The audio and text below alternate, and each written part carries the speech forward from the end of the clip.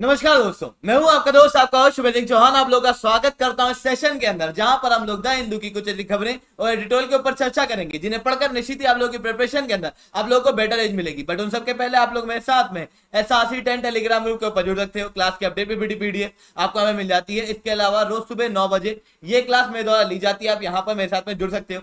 साथ में आप लोग पाथफाइंडर चैनल को बिल्कुल भी सब्सक्राइब करना मत भूलना।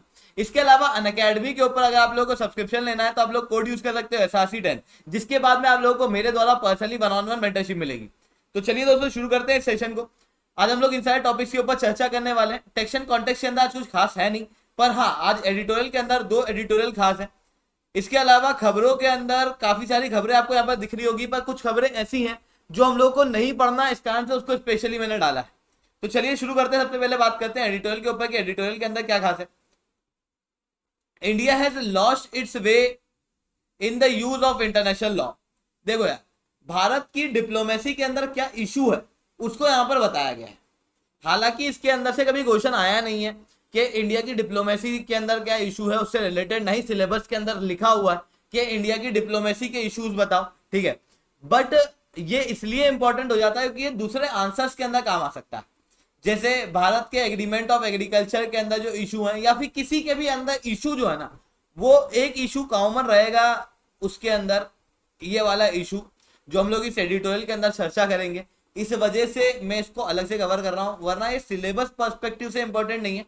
पर हाँ, ये आप अपने आंसर के अंदर कोड कर सकते हो, ठीक है। तो इसको अलग से लिखने की जरूरत नहीं है, बस एक ट्रेंड समझना कि देखो, भारतीय संविधान के अंदर हम लोगों ने आर्टिकल 51 के अंदर क्या कहा था। हम लोगों ने कहा था कि यार हम लोग इंटरनेशनल लॉ को मानेंगे, पर हम लोग के जो इंटरनेशनल लॉ हैं पूरे विश्व के, वो यूरोप सेंट्रिक है, वहां से बने हुए हैं, तो वहीं के सेंट्रिक है, ठीक है। पर उसके बावजूद भी इंटरनेशनल लॉ को मोल्ड करने में, इसका प्रयोग करने में, इसको डेवलप करने में इंडिया का भी एक इंपॉर्टेंट रोल रहा है। जैसे 1955 के अंदर जो बंडुंग कॉन्फ्रेंस हुई थी, जिसे हम लोग पहली एशिया अफ्रीकन कॉन्फ्रेंस भी कहते हैं। इस कॉन्फ्रेंस के अंदर भारत ने कहा था कि कॉलोनाइजेशन खत्म किया जाए, इंटरनेशनल पॉलिटिक्स को चेंज करने की कोशिश। भारत ने यूनाइटेड नेशन चार्टर में हमेशा माना है, बिलीव किया है, it is a part of Indian diplomacy. साथ में इंटरनेशनल डिस्प्यूट वगैरह को रिजॉल्व करने के लिए भारत हमेशा से कहते आया है कि पीसफुल तरीके में बिलीव करो। साथ में कुछ नए कानून को भी प्रपोज किया, जैसे कि comprehensive convention on international terrorism, हालांकि इसे एक्सेप्ट नहीं किया गया। इंटरनेशनल सोलर अलायंस, इन सारी चीजों को भारत ने प्रपोज किया है। मतलब इंटरनेशनल लॉ के अंदर एक इंपॉर्टेंट रोल इंडिया ने प्ले किया है। पर इंडिया के इंटरनेशनल पॉलिटिक्स के अंदर एक बड़ा इशू है। इशू क्या है? इशू है लॉ फेयर का। लॉ फेयर मतलब क्या? लॉ फेयर का मतलब होता है, वॉरफेयर सुना होगा ना, ठीक उसी तरीके से होता है लॉ फेयर। मतलब लॉ के जरिए लड़ाई लड़ना। आपने कभी यूरोप के अंदर देखा होगा, अमेरिका वगैरह को, तो ये लोग क्या करते हैं, ये अपने कोई भी एक्शन लेते हैं तो उसको ना फिर इंटरनेशनल लॉ से सपोर्ट करते हैं, ठीक है। मतलब देख रहा है ना विनोद, कैसे अंग्रेजी से बोल बोल के बात को घुमाया जा रहा है, उस तरीके की पॉलिटिक्स वो लोग खेलते हैं।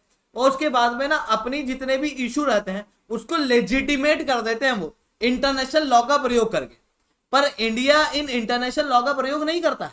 जैसे चाइना ने ट्रांसग्रेस किया इंडिया को, उस समय पर इंडिया प्रॉपर इंटरनेशनल लॉ की वोकेबलरी यूज नहीं कर रहा था। नॉट जस्ट पाकिस्तान को यूनाइटेड नेशन के अंदर सही क्रिटिसाइज किया भारत ने, बिल्कुल सही पॉइंट रखे, जिसके अंदर पाकिस्तान ने किस तरीके से कश्मीर के इशू के अंदर, जब इंडिया ने वहां पर आर्टिकल 370 हटाया, तो कश्मीर के इशू के अंदर, इंटरनल इशू के अंदर पाकिस्तान कैसे इंटरफेयर कर रहा है उसको बताया तो सही, पर उसको लेजिटिमेट नहीं किया किसी इंटरनेशनल कानून का प्रयोग कर। अब ऐसा क्यों होता है कि भारत इंटरनेशनल लॉ का प्रयोग उस लेवल पे नहीं कर पाता जिस लेवल पे होना चाहिए? तो उसे भी थोड़ा समझने की कोशिश करते हैं। देखो, इंडिया की डिप्लोमेसी के अंदर एक इशू है। इंडिया की डिप्लोमेसी है जनरलिस्ट। मतलब डिप्लोमेट कौन बनेंगे? आप लोग सिलेक्ट हो जाओगे, आप लोग भी डिप्लोमेट बनोगे। अब अगर आप डिप्लोमेट बन जाते हो, है ना, मतलब फॉरेन सर्विस के अंदर चले जाते हो, तो उसके बाद में व्हाट यू आर, आप लोग एक जर्नलिस्ट हो। आप लोगों ने कोई इंटरनेशनल लॉ नहीं पढ़े अलग से, आप जर्नलिस्ट हो के वहां पर डिप्लोमेट का काम कर रहे हो, ठीक है। तो you are journalist, not specialist. वैसे ही भारत की पूरी डिप्लोमेसी के अंदर यही चीज है कि जर्नलिस्ट मिलेंगे, स्पेशलिस्ट नहीं मिलेंगे। स्पेशलिस्ट नहीं है तो इंटरनेशनल कानून के अंदर इतनी वो डेवलपमेंट नहीं है, वो भाषाओं के अंदर, वो भाषण के अंदर हम लोग वो इंटरनेशनल कानून का प्रयोग नहीं कर रहे हैं। साथ में क्या है कि स्पेशलिस्ट थोड़े से हैं भारत की मिनिस्ट्री ऑफ एक्सटर्नल अफेयर्स के अंदर, जिसके अंदर आप देखोगे तो लीगल एंड ट्रीटी डिपार्टमेंट के अंदर हम लोगों को देखने को मिलेंगे, जहां पर इंटरनेशनल लॉ के बड़े बड़े प्रोफेसर बैठते हैं। पर वहां पर भी जितना नंबर ऑफ लोग चाहिए उतना नंबर ऑफ लोग है नहीं। 23 ऑफिस है लॉ एंड ट्रीटी के अंदर, पर 13 ही ऑफिस काम कर पा रहे हैं। मतलब ये जो जगह है ये अंडर स्टाफ है, पहली चीज। दूसरी चीज कि जो इंटरनेशनल लॉ के एक्सपर्ट आते हैं, स्पेशलिस्ट आते हैं, उन लोगों को उतने बेनिफिट नहीं मिलते हैं जितने हमारे यहाँ पर एक जर्नलिस्ट को मिलते हैं।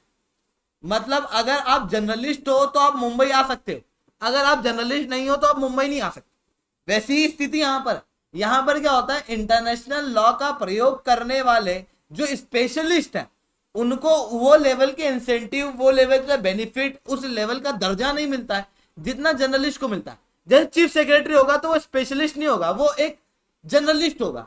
तो इस तरीके की चीजें हम लोगों को देखने को मिलती हैं, जिसके कारण से हम लोगों के यहाँ पर स्पेशलिस्ट कम होने की वजह से एक तो इशू है। दूसरा हमारी डिप्लोमेसी के अंदर कुछ इशू है, तो वो है एकेडमिक के कारण। देखो इंटरनेशनल लॉ के एक्सपर्ट कैसे आ सकते थे, एक सिंपल सा तरीका था कि यार बच्चा पढ़ता किसी कॉलेज के अंदर, उसको वहां पढ़ाते और उसको कॉलेज में पढ़ाने के बाद में वो पढ़ लिख के एक एक्सपर्ट बनता, उसके बाद में हम लोग लेके जाते उसको। पर एकेडमिक के अंदर वो डेवलपमेंट हुआ नहीं। क्यों नहीं हुआ? क्योंकि हम लोगों ने इंटरनेशनल लॉ के अंदर वो प्रोफेशन डेवलप ही नहीं किए, ताकि बच्चा जो है वो सोचे कि यार मेरे को ये बनना है, इस कारण से मैं इंटरनेशनल लॉ करके ये सिलेबस लूं। ज्यादा से ज्यादा कोई बन जाता है तो प्रोफेसर बन जाता है। तो पहला तो कोई अट्रैक्ट नहीं होता। दूसरा यहाँ पर हम लोगों ने कोई बहुत ज्यादा इंटरनेशनल लॉ के अंदर रिसर्च डेवलपमेंट किए नहीं। जैसे मिनिस्ट्री ऑफ एक्सटर्नल अफेयर्स के द्वारा फंड निकाला जाता है Indian council of world affair के लिए, पर ये भी फंड जो निकाला जाता है इसके बाद में ये जो संस्था है ये इंटरनेशनल रिलेशन के ऊपर काम करती है, इंटरनेशनल लॉ के ऊपर काम नहीं करती है। इंडिया का एक जर्नल है ISIL करके, ठीक है, जो जर्नल 1959 के अंदर स्टेब्लिश हुआ था। इसके अंदर भारत इंटरनेशनल लॉ की रिसर्च वगैरह निकालता है, पर इतना कोई बहुत बड़ी रिसर्च भारत के सामने आई नहीं आज तक। क्योंकि अंडर फंडिंग है, क्योंकि इंटरनेशनल लॉ के एक्सपर्ट नहीं है। अब जब एक्सपर्ट नहीं है तो उस लेवल की चीजें मिलती नहीं है। वैसे ही चाइना को देख लो आप, चाइना आजकल इंटरनेशनल लॉ का बहुत प्रयोग कर रहा है। पिछले 2 दशकों के अंदर चाइना का जर्नल टॉप रैंक में आ चुका है। हम लोगों के 60 दशक हो चुके हैं, 6 दशक, पर आज तक हम लोग टॉप जर्नल लेके नहीं आ पाए। तो ये इशू देखने को मिलता है, ठीक है। साथ में एकेडमिक के अंदर वो फंडिंग नहीं होती है, तो उस कारण से रिसर्च वगैरह भी नहीं हो पाती है। इसको बस ध्यान में रखना है, इसको कोई अलग से नोट करने की आवश्यकता नहीं है ना। Great G20 and great responsibility. देखो यार, भारत अभी अभी रिसेंटली शंघाई कोऑपरेशन ऑर्गेनाइजेशन की मीटिंग होने वाली समरकांड के अंदर 15-16 सितंबर को। उस दौरान में भारत के प्रधानमंत्री जो है वो शंघाई कोऑपरेशन ऑर्गेनाइजेशन के अंदर के लिए की मीटिंग के लिए समरकांड जाएंगे, है ना। अब ये क्यों इंपॉर्टेंट है ये वाली meeting? Not relevant with the exam. Why not relevant? कभी आपसे यूपीएससी किसी दिन आके मतलब जून 2023 के अंदर ये नहीं पूछेगा कि बताओ जून 2022 की जो मीटिंग थी उसके पहले उसकी क्या इंपॉर्टेंस थी, उसके बाद की इंपॉर्टेंस पूछेगा। मतलब मीटिंग होने के बाद में जो डिसीजन लिए जाएंगे उसकी इंपॉर्टेंस पूछेगा। तो अभी क्यों इंपॉर्टेंट है, अभी हम लोगों का जाना क्यों इंपॉर्टेंट है, इज नॉट मच रिलेवेंट। यहाँ पर बस 2 पॉइंट इंपॉर्टेंट है कि यार देखो शंघाई कोऑपरेशन ऑर्गेनाइजेशन के अंदर शी जिनपिंग और भारत के प्रधानमंत्री पहली बार मिलने वाले हैं आफ्टर स्टैंड ऑफ, ठीक है। और अभी रिसेंटली पेट्रोलिंग पॉइंट 15 के ऊपर से डिसएंगेजमेंट भी हुआ है गोगरा हॉट स्प्रिंग रीजन के ऊपर। इस कारण से भी ये मीटिंग जो है वो इंपॉर्टेंट है, क्योंकि हो सकता है आगे कोई अच्छे फर्दर डेवलपमेंट हो जाए, ठीक है, हो सकता है, पर वो मीटिंग के बाद पता चलेगा। तो इस चीज को अलग से नोट मत करना कि अरे ये मीटिंग क्यों इंपॉर्टेंट थी, उसके पहले ही, बाद में जो डेवलपमेंट होगा उसके बाद में वो क्यों इंपॉर्टेंट थी, वो इंपॉर्टेंट होता है एग्जाम पर्सपेक्टिव से, ठीक है। तो अब बात करते हैं कि शंघाई कोऑपरेशन ऑर्गेनाइजेशन क्यों इंपॉर्टेंट है, क्यों ये क्यों पढ़ा रहे हो एडिटोरियल में, ये तो नहीं दिया हुआ है। तो भैया इंटरनेशनल इंस्टीट्यूशन, एजेंसी, फोरा एंड देयर स्ट्रक्चर मैंडेट, ये डायरेक्टली सिलेबस में लिखा है। सिलेबस में लिखा है effect of policies and politics of the developed and developing country of India's on India's interest and India diaspora. ठीक है, तो इस कारण से हम लोगों के लिए इंटरनेशनल रिलेशन के अंदर ये इंपॉर्टेंट है कि ये इंटरनेशनल फोरा काम क्या करती है और भारत के लिए क्यों इंपॉर्टेंट है, उससे ज्यादा हम लोगों को कुछ लेना देना नहीं है। ठीक है, तो अब बात करते हैं शंघाई कोऑपरेशन ऑर्गेनाइजेशन के ऊपर। शंघाई कोऑपरेशन ऑर्गेनाइजेशन के अंदर जो देश मिलेंगे, कजाकिस्तान, किर्गिस्तान, ताजिकिस्तान, उज्बेकिस्तान, ये सेंट्रल एशिया के देश है। तुर्कमेनिस्तान एकमात्र सेंट्रल एशिया का देश है जो शंघाई कोऑपरेशन ऑर्गेनाइजेशन के अंदर नहीं है। चाइना, इंडिया, पाकिस्तान, रशिया, ये शंघाई कोऑपरेशन ऑर्गेनाइजेशन के मेंबर हैं। साथ में अफगानिस्तान, बेलारूस, ईरान और मंगोलिया, ये ऑब्जर्वर स्टेटस होल्ड करते हैं शंघाई कोऑपरेशन ऑर्गेनाइजेशन के अंदर। अब भारत के लिए ये क्यों इंपॉर्टेंट है और ये क्यों बनाई गई थी, तो एक्चुअल में ये शंघाई कोऑपरेशन ऑर्गेनाइजेशन बेसिकली बनाई गई है सेंट्रल एशिया के अंदर शांति मेंटेन करने के लिए। अब यहाँ पर सेंट्रल एशिया के देश है तो इंडिया के लिए जगह इंपॉर्टेंट हो जाती है, ये फोरा इंपॉर्टेंट हो जाता है। क्यों? कनेक्टिविटी पॉइंट ऑफ व्यू से इंडिया का रशिया से रिलेशन अच्छा है, काफी बार व्यापार भी करता है, पर यहाँ से कोई रास्ता मिलता नहीं है हम लोगों को, क्योंकि ऊपर चाइना बैठा है, पाकिस्तान ऑक्यूपाइड कश्मीर लिया हुआ। तो शंघाई कोऑपरेशन ऑर्गेनाइजेशन के अंदर ईरान ऑब्जर्वर स्टेटस रखता है, ईरान से बातचीत हो सकती है। इधर हम लोग कैस्पियन सी से होते हुए, कजाकिस्तान होते हुए रशिया जा सकते हैं। देख पा रहे हो, इंडिया की कनेक्टिविटी के लिए इंपॉर्टेंट है। इंडिया की कनेक्टिविटी के साथ में इंडिया की एनर्जी रिक्वायरमेंट बहुत ज्यादा, और सेंट्रल एशिया के देशों के पास में एनर्जी बहुत है, मतलब पेट्रोल तेल वगैरह यहाँ पे मिलता है, इस कारण से इंडिया के लिए ये इंपॉर्टेंट हो जाता है।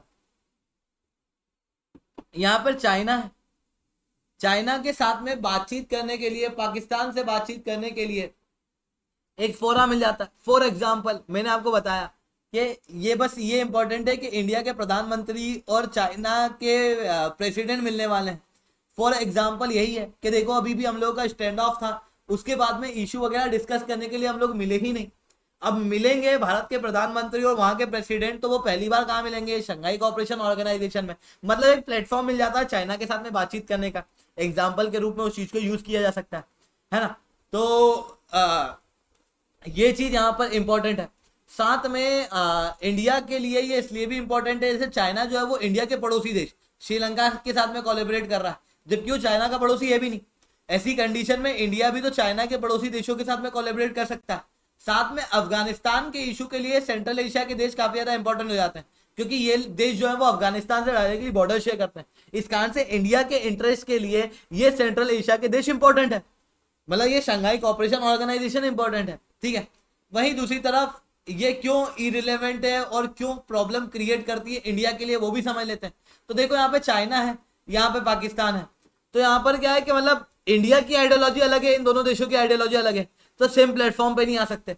Shanghai cooperation organisation China dominant है, चाइना डोमिनेंट होने के कारण इंडिया के इशू जो है वो उस लेवल पे दर्ज नहीं किए जाते जिस लेवल पे चाइना के होते हैं, तो इंडिया को इशू देखने को मिलते हैं। साथ में क्या होता है कि जैसे शंघाई कोऑपरेशन ऑर्गेनाइजेशन के अंदर रशिया और चाइना दोनों है, दूसरी तरफ हम लोग क्वाड के अंदर भी भाग बने हुए हैं, अमेरिका से दोस्ती करना है, तो अमेरिका के लिए क्या ये प्लेटफॉर्म ऐसा नहीं होगा कि एंटी अमेरिका है, तो हम लोगों के लिए ये इशू क्रिएट कर सकता है शंघाई कोऑपरेशन ऑर्गेनाइजेशन। तो ये इशू जो है वो हम लोगों को देखने को मिलते हैं।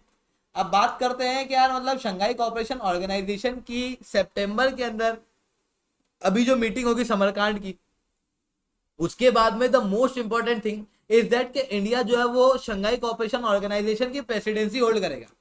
भारत के जब आजादी के 75 वर्ष पूरे होंगे उस दौरान में शंघाई कोऑपरेशन ऑर्गेनाइजेशन, उसी दौरान में यूनाइटेड नेशन सिक्योरिटी काउंसिल की प्रेसिडेंसी होल्ड करने वाला है भारत, मतलब कि दिसंबर 2022 के अंदर। वहीं तीसरी तरफ G20 की भी भारत जो है वो क्या करने वाला है, एक प्रेसिडेंसी जो है वो होल्ड करने वाला है। अब इस एडिटोरियल के अंदर आप लोगों के सामने एनालाइज करके क्या दिया हुआ है, देखो एडिटोरियल लिखा जाता है जनरल पब्लिक के लिए, आप लोगों के लिए अलग से एग्जाम के लिए नहीं लिखा जाता। इस एडिटोरियल के अंदर अलग से एनालाइज ये किया गया है कि G20 की समिट के अंदर इंडिया क्या रोल प्ले कर सकता है, एज अ प्रेसिडेंट भारत क्या क्या कर सकता है। पर आप सोचो कि जब आप जुलाई के अंदर या जून के अंदर या मई के अंदर भी एग्जाम दोगे, 28 मई को दोगे और फिर उसके 3 महीने बाद मेंस अगर देते हो, ठीक है, अगस्त सितंबर अक्टूबर है ना, तो मतलब अप्रैल मई जून, मई जून जुलाई अगस्त के आसपास होगी है ना, 3 महीने के अंदर हो जाती है जनरली। तो जब अगस्त के अंदर आप मेंस दोगे तब तक तो भारत की प्रेसिडेंसी जाने वाली होगी शंघाई कोऑपरेशन ऑर्गेनाइजेशन की, नवंबर के अंदर लगभग खत्म हो जाएगी। तो फिर बात ये थोड़ी आएगी कि G20 के अंदर भारत क्या कर सकता है, भारत क्या कर रहा है वो इंपॉर्टेंट हो जाएगा, और भारत ने क्या नहीं किया वो इंपॉर्टेंट हो जाएगा। आज की जो खबर है क्या उस समय इंपॉर्टेंट होगी क्या नहीं होगी। तो हम लोग क्या बात करेंगे, हम लोग ये बात नहीं करेंगे कि यार G20 के अंदर भारत क्या कर सकता है, वो तो हम लोग तब बात करेंगे कि यार भैया भारत ने क्या क्या कर दिया है और भारत और क्या कर सकता था, वो उस समय की बात। आज क्या कर सकता है it's not relevant with that time of exam. जब आप एग्जाम देने जाओगे तो अपने दिमाग के अंदर आप कचरा डाल के कोई मतलब है नहीं, ठीक है, केवल रिलेवेंट बात करते हैं। रिलेवेंट बात क्या है, रिलेवेंट बात यह है कि G20 की इंपॉर्टेंस क्या है भारत के लिए, और दूसरा कि भारत क्या यहाँ पर रोल प्ले कर सकता है वो इंपॉर्टेंट नहीं है, पर इसकी इंपॉर्टेंस क्या है ये भारत के लिए अभी इंपॉर्टेंट है। तो G20 जो है उसकी भारत प्रेसिडेंसी होल्ड करने वाला, ये अपने आप में एक गर्व की बात है, क्योंकि यहाँ पे 80% वो लोग, वो देश हैं जो वर्ल्ड की जीडीपी को 80% तक होल्ड करते हैं, इंटरनेशनल ट्रेड का 75% और 60% तक वर्ल्ड की पॉपुलेशन यहाँ पर रहती है। ये G20 के देश कौन कौन से हैं, तो इसमें आपको G7 के सारे देश मिलेंगे, Canada, France, Germany, Italy, Japan, United kingdom, और यहाँ पर यूनाइटेड स्टेट्स दिख रहा होगा, रशिया जो कि G8 का भाग हुआ करता था, अब G8 बचा नहीं है, ठीक है, Argentina, Australia, Brazil, China, European Union, याद रखना European Union as a whole G20 का मेंबर है, साथ में India, Saudi Arabia, Turkey, South Korea, Mexico, Indonesia और साउथ अफ्रीका। ये देश जो है वो यहाँ पर G20 के मेंबर हैं। यहाँ पर अगर आप ध्यान से देखोगे तो आपको जापान, यूएस, ऑस्ट्रेलिया, इंडिया दिख रहा होगा, क्वाड के चारों देश दिख रहे होंगे। यहाँ पर अगर आप और ध्यान से देख रहे होगे तो आपको दिखाई देगा कि यहाँ पर इंडिया तो है, यहाँ पर आपको चाइना भी दिखा दे रहा होगा, साउथ अफ्रीका भी दिखा दे रहा होगा, और यहाँ पर आप लोगों को रशिया भी दिखा दे रहा हो। ब्रिक्स के अंदर से ब्राजील को छोड़, ब्राजील भी यहाँ पर है, ठीक है, ब्रिक्स के सारे देश आपको यहाँ पर मिल जाएंगे, ठीक है। तो ये शंघाई G20 देश जो हैं वो भारत के लिए इसलिए भी इम्पोर्टेंट है क्योंकि यहाँ पर ना भारत को ओवरलैपिंग मिल जाती है, और यहाँ पर ना फिर आपस में पहले से बात करके, जैसे ब्रिक्स के अंदर हम लोग पहले से बात करके यहाँ पर आके मुद्दे रख सकते हैं, क्वाड के अंदर पहले से आके यहाँ पर अपने मुद्दे रख सकते हैं, और वो मुद्दे कहाँ जाएंगे भैया, 80% तक जीडीपी को होल्ड करने वाली कंट्रियों के पास। अब यहाँ पर इश्यूज क्या, तो भैया G20 जो बना है ये बड़े बड़े ऐसे देश हैं जो कि वर्ल्ड की बड़ी आबादी और व्यापार को होल्ड करते हैं, तो इनका जो मैंडेट है वो यही है कि यार विश्व के अंदर व्यापार के अंदर शांति बनाए रखना। पर इनके सामने इशू क्या है, इनके सामने इशू है पेंडेमिक। क्या ये तब भी होगा जब आप एग्जाम देने जाओगे, उस समय पे भी पेंडेमिक के असर जो है वो ग्लोबल इकोनॉमी पे मिलेंगे। तो एक तो पेंडेमिक का इशू है, यूक्रेन वॉर का इशू है, चाइना का असर्टिव होना ये भी एक इशू है, इकोनॉमिक चैलेंज, भारत पूरे विश्व को स्टैगफ्लेशन, टेररिज्म, क्लाइमेट चेंज देखने को मिल रहा। अब ये इशू आप एग्जाम देने जाओगे तब भी रहेंगे, तो इनको आप नोट कर सकते हो, ठीक है। इशू जो है वो है कि यहाँ पर ग्रुप काफी ज्यादा डिवाइडेड है, मतलब G20 के देश देखोगे तो इंडिया एशिया के अंदर है, तो वहां पर कोने के अंदर साउथ अमेरिका जो है उसके अर्जेंटीना और ब्राजील है, तो मतलब एक कोई आइडियोलॉजी नहीं है जिससे सारे देश जो है वो बन सके, है ना। साथ में यहाँ पर आप देखोगे तो आपको नाटो के देश भी मिलेंगे, आपको रशिया चाइना के देश भी मिलेंगे, जिसके कारण से ना यहाँ पर एक कॉन्फ्लिक्टिंग जोन जो है वो क्रिएट हो जाता है ना, मतलब आइडियोलॉजी काफी ज्यादा डिफरेंट है। साथ में इंडिया के लिए इंपॉर्टेंट ये है कि इंडिया यहाँ पर क्या कर सकता है, बैलेंस बना सकता है दो देशों के बीच में, दो प्रकार के पोल्स के बीच में, जिसके साथ में इंडिया कोलैबोरेट करता है, ठीक है। इंडिया के लिए दूसरी तरफ ये G20 इसलिए भी इंपॉर्टेंट है क्योंकि ये ट्रेड वगैरह के अंदर भारत को मदद करेगा। भारत कनाडा से बात कर रहा है फ्री ट्रेड एग्रीमेंट के लिए, यूरोपियन यूनियन से बात कर रहा है फ्री ट्रेड एग्रीमेंट के लिए, तो उन फ्री ट्रेड एग्रीमेंट की बात को आगे बढ़ाने के लिए यही शंघाई कोऑपरेशन ऑर्गेनाइजेशन जो है वो यही G20 के देश जो है वो मदद कर सकते हैं, यहाँ पर जो समिट होती है वो मदद कर सकती है। साथ में यहाँ पर कई सारे डेवलपिंग देश है, अर्जेंटीना है, यहाँ पर आपको ब्राजील दिखेगा, यहाँ पर आपको इंडिया दिखेगा, इंडिया के लेवल के देश है, साउथ अफ्रीका दिखेगा। इंडिया के लेवल के देशों के साथ में इंडिया कोलैबोरेट कर सकता है और इन डेवलपिंग देशों का मसीहा के रूप में भारत जो है वो उभर के आ सकता है। मतलब भारत जो है वो हमेशा से इन डेवलपिंग देशों का लीडर बनना चाहता है, तो वो लीडर के रूप में भारत जो है वो उभर के आ जाता है। ठीक है, तो इन सारे कारणों की वजह से ये G20 जो है वो भारत के लिए इम्पोर्टेंट हो जाती है। ठीक है, चाइना को काउंटर करने के लिए, क्योंकि अधिकतर देश यहाँ पे चाइना के खिलाफ मिलेंगे आपको, तो चाइना को काउंटर करने के लिए भी G20 देश जो है वो काफ़ी ज़्यादा इंपॉर्टेंट है। जैसे G7 के सारे मेंबर G20 के अंदर है, अब G7 के सारे मेंबर है तो G7 तो भैया पूरा प्रोग्राम ही चला रहा है चाइना के खिलाफ। ठीक है, नाटो के देशों ने तो इस बार कह भी दिया है कि यार China is a threat apart from Russia. ठीक है, इसके अलावा India raises Sri Lanka Tamil issue in United nation, ये इंडिया श्रीलंका के रिलेशन पॉइंट ऑफ व्यू से काफी ज्यादा इंपॉर्टेंट है, पर इसके बहुत डिटेल के अंदर जाने की जरूरत नहीं है। ठीक है, बस इतना जानने की जरूरत है क्या इंडिया के क्या डिस्प्यूट है श्रीलंका के साथ में तमिल को लेके। ठीक है, तो अब तमिल को लेके जो इशू है वो देखना, ऊपर श्रीलंका के अंदर ये नॉर्दर्न बॉर्डर दिखेगी आपको, नॉर्दर्न रीजन के अंदर आपको यहाँ पर तमिल लोग दिखा देंगे। ये तमिल लोग श्रीलंका के अंदर कैसे आए, क्योंकि श्रीलंका के अंदर ओरिजिनल आबादी सिन्हाला है, और सिन्हाला के अंदर भी हम लोगों को जो देखने को मिलते हैं वो बुद्धिस्ट है। अब ये बुद्धिस्ट कैसे हो गए, तो आपको याद होगा अशोक ने श्रीलंका के अंदर अपने बेटे बेटी को भेजा था बुद्धिज्म का फैलाव करने के लिए, तो श्रीलंका के अंदर आए थे। ठीक है, श्रीलंका के अंदर एक द्वीपवंशा करके किताब लिखी गई, उसके अंदर तो बताया गया है कि अशोक ने 84,000 अलग अलग डेवलपमेंट किए हैं, 84,000 अलग अलग स्तूप बनाए हैं।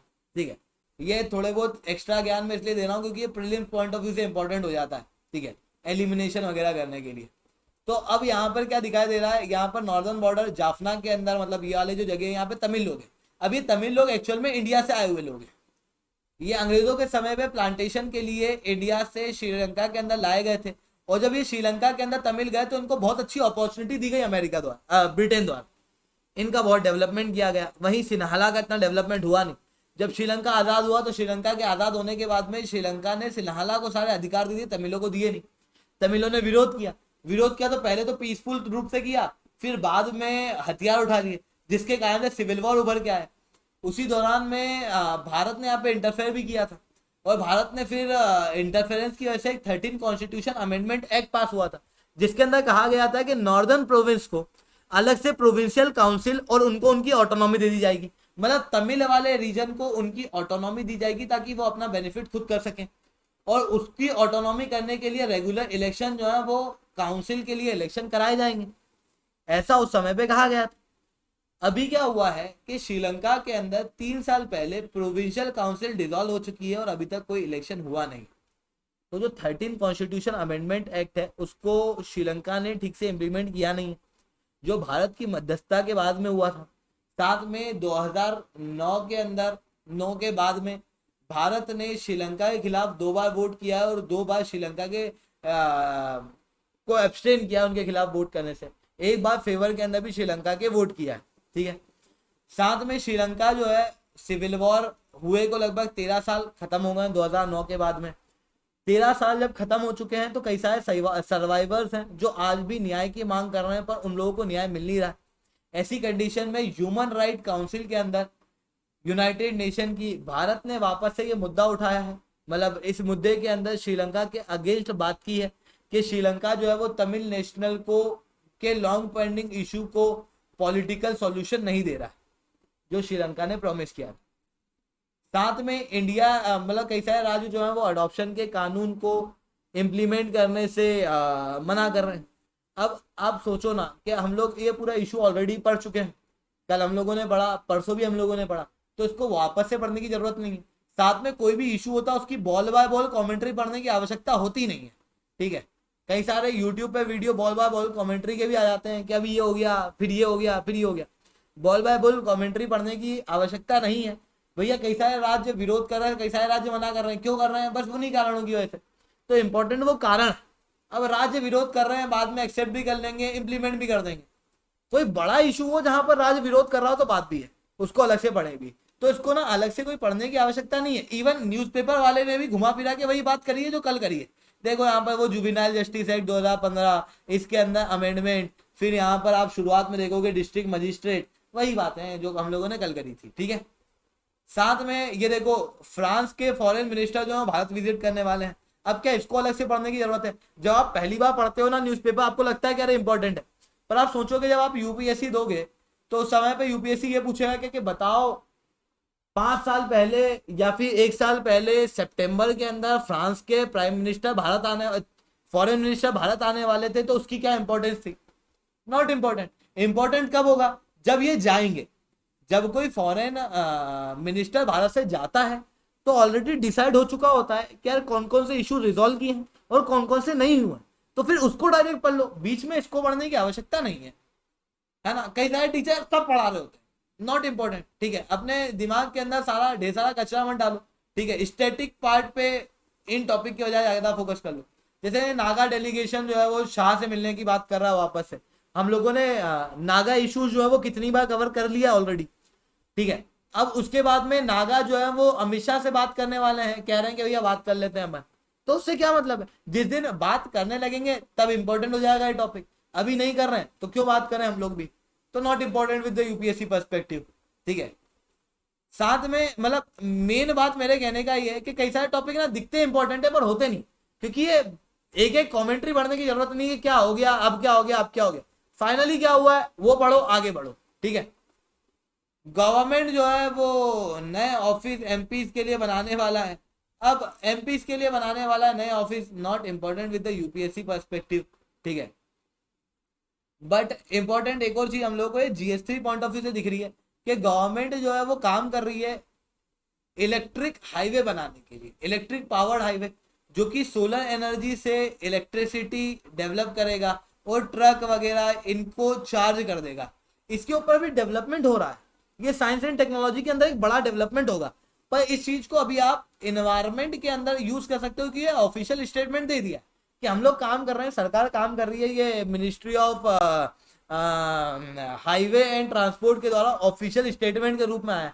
तो आप ना ये कर सकते हो कि हाँ भैया हम लोग सोलर रोड का निर्माण, सोलर हाईवे का निर्माण कर सकते हैं, ठीक है। इलेक्ट्रिक हाईवे का निर्माण जो है वो कर सकते हैं, जो कि ना मतलब चलते चलते बैटरी जो है वो चार्ज कर दे, ताकि वो इंफ्रास्ट्रक्चर ढूंढने की जरूरत ना पड़े। साथ में सेंटर जो है वो काम कर रहा है लंपी स्किन डिसीज के ऊपर। अब आपने कई बार गायों के ऊपर इस तरीके की बीमारी देखी होगी, ठीक है, देखी हुई है। अब आप सोचना कि इसको कहा जाता है लंपी स्किन डिसीज।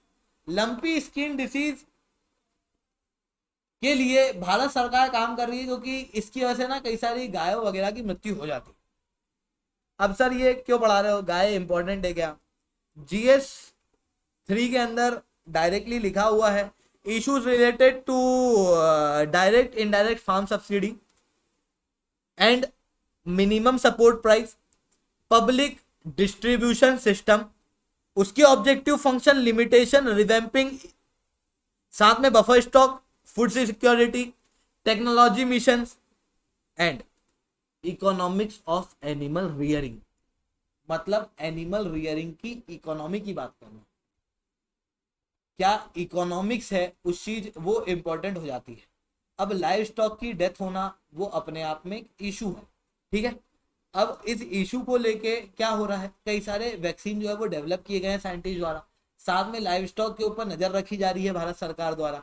साथ में मॉडर्न टेक्नोलॉजी का डेवलपमेंट किया जा रहा है भारत सरकार द्वारा, ताकि और अच्छे वैक्सीनेशन लाइव स्टॉक के लिए डेवलप हो सके, हम लोग लाइव स्टॉक को बचा सकें, ताकि उनकी इकोनॉमी बन सके। अब भैया ये लाइव स्टॉक की इकोनॉमी इंपॉर्टेंट है क्यों? तो देखो यार, दिक्कत क्या है कि धीरे धीरे करके आबादी तेजी से बढ़ रही है। अब हम लोग क्या उस आबादी के अनुसार फूड प्रोडक्शन उस लेवल पे बना सकते हैं क्या? बढ़ाएंगे बढ़ाएंगे बढ़ाएंगे, पर एक लिमिट है ना, क्योंकि आबादी के बढ़ने के साथ में खेती की जमीन कम हो रही है, कॉलोनियां कट रही है भैया खेतों के अंदर। तो फिर क्या है कि वो जगह कम है जहां पर फूड बन सकता है। तो ओवरऑल रूप से फूड प्रोडक्शन ना लिमिटेड जमीन पे हमको ज्यादा करना होता है। अब वहां पर क्या होता है, फिर न्यूट्रिशन कम होने लगता है, ये इश्यूज देखने को मिलते हैं। ऐसी कंडीशन में बिना जमीन के हम लोग फूड कैसे बना सकते हैं? तो that is with the live stock. हम लोग गाय भेड़ बकरियां इनका प्रयोग कर सकते हैं। गाय का दूध, उससे पनीर बनना, वो काफी ज्यादा इंपॉर्टेंट होता है। तो लाइव स्टॉक जो है वो इंपॉर्टेंट इसलिए हो जाता है, पहली चीज इसकी इकोनॉमी इसलिए इंपॉर्टेंट है। इसकी इकोनॉमी इसलिए भी इंपॉर्टेंट है क्योंकि भारत के अंदर जो लोअर कास्ट लोग हैं, है ना, मतलब जिनको शुरुआत में जमीन नहीं मिली, जो आज भी लैंडलेस लेबर के रूप में काम करते हैं, उन लैंडलेस लेबर के लिए एग्रीकल्चर के अंदर ये एक इंपॉर्टेंट पार्ट हो सकता है, क्योंकि जमीन खरीदने जाएंगे बहुत महंगी पड़ेगी। गाय वगैरह का व्यापार भी किया जा सकता है, साथ में ये काम आ सकती है लाइव स्टॉक वुमेन डेवलपमेंट के लिए, क्योंकि डेयरी सेक्टर जो है वो लगभग 70% तक महिलाओं को होल्ड करता है, महिलाओं का रिप्रेजेंटेशन रखता है। ये अलग से मैं क्यों बता रहा हूँ, क्योंकि पूछा क्या है सिलेबस में, क्या बोला है, इकोनॉमिक्स ऑफ एनिमल रियरिंग। हम लोगों के लिए इंपॉर्टेंट क्या है, एनिमल रियरिंग से रिलेटेड इकोनॉमिक्स।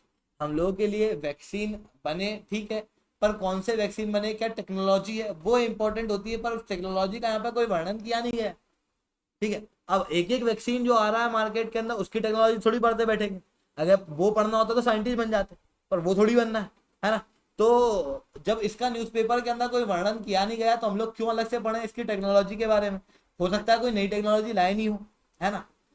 पर इंपॉर्टेंट क्या हो जाता है, ये इकोनॉमी जो है वो इंपॉर्टेंट है, ठीक है। बोलो बात समझ में आई। तो दोस्तों आज के लिए इतना ही रखते हैं। लेक्चर अच्छा लगा हो तो लाइक कर दो, लेक्चर बहुत अच्छा लगा हो तो SRC10 कमेंट कर दो, ठीक है। अब एक और 2 सेकंड, एक और खबर आई है पहले पेज के ऊपर कि ज्ञानवापी मस्जिद के लिए 5 महिलाओं का पिटीशन था, वो कोर्ट ने एक्सेप्ट कर लिया है। 5 महिलाओं का कहना था कि ज्ञानवापी मस्जिद के बाहर हम लोग क्या प्रेयर कर सकते हैं।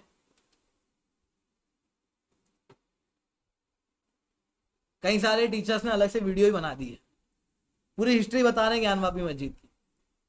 मेरे को आप पेपर खोलो और ट्रेंड देख के मेरे को बता दो कि कहां पर इस तरीके के क्वेश्चन पूछे गए। एक बार बता दो जहां पर पूछा गया हो कि भैया इस इशू की हिस्ट्री बता। पॉलिटी के अंदर क्वेश्चन पूछे जाते हैं, फेडरलिज्म के इशू से रिलेटेड उसको फेडरलिज्म से जोड़ा जाता है, कॉन्सेप्ट को जोड़ा जाता है। किसी चीज की हिस्ट्री, एक एक चीज की हिस्ट्री नहीं पढ़ना बैठना है, ठीक है। ये ज्ञानवापी मस्जिद का एक एक इशू पढ़ा रहे हैं, नॉट इंपॉर्टेंट। जबरदस्ती अपने दिमाग में इतना सारा कचरा डाल के वेस्ट करने से मतलब नहीं है। इवन इन इशू से रिलेटेड तो प्रीलिम्स के अंदर क्वेश्चन भी नहीं आते हैं, ठीक है। इंपॉर्टेंट थोड़े बहुत कानून हो जाते हैं, पर थोड़े बहुत कानून, अब अपने को लॉयर थोड़ी बनना है कि यार मतलब हम लोग जमाने भर के कानून पढ़े, ठीक है। रिप्रेजेंट मतलब वो थोड़े बहुत जो कानून है, जैसे 1991 का एक्ट है जिसके अंदर अलाउ किया गया है कि यार मतलब जो रिलीजियस इंस्टीट्यूट है उनकी सेंटिटी मेंटेन रहे, दैट इज इंपॉर्टेंट, क्योंकि वो सेक्युलरिज्म से इंपॉर्टेंट है, वो सेक्युलरिज्म से रिलेटेड है, इसलिए वो इंपॉर्टेंट है। इस कारण से मैंने उस कानून को आपको अलग से ही पढ़ा है। मैंने अभी तक आपको अलग से ये नहीं पढ़ाया ज्ञानवापी मस्जिद का इतिहास, not relevant with our exam perspective. उतना पढ़ो जो एग्जाम में इंपॉर्टेंट है, उससे ज्यादा मत पढ़ो। ये सब मैं आज आपको क्यों बता रहा हूँ, क्योंकि कई बार मेरे पास में मैसेज आते हैं कि सर ये क्यों नहीं पढ़ाया आपने। दैट्स वाई मेरे को लगा कि यार ज्यादा इंपॉर्टेंट ये नहीं है कि मैं किसी को क्यों पढ़ा रहा हूँ, ज्यादा इंपॉर्टेंट आप लोगों के लिए ये भी जानना है कि क्या नहीं पढ़ना, ठीक है। तो इस क्लास के जरिए मैं आप लोगों को यही बताना चाह रहा हूँ कि यार क्या नहीं पढ़ना है आप लोगों को, ठीक है। तो दोस्तों आज के लिए इतना ही रखते हैं। That's all from my side, thank you and have a nice day. जय हिंद, जय भारत।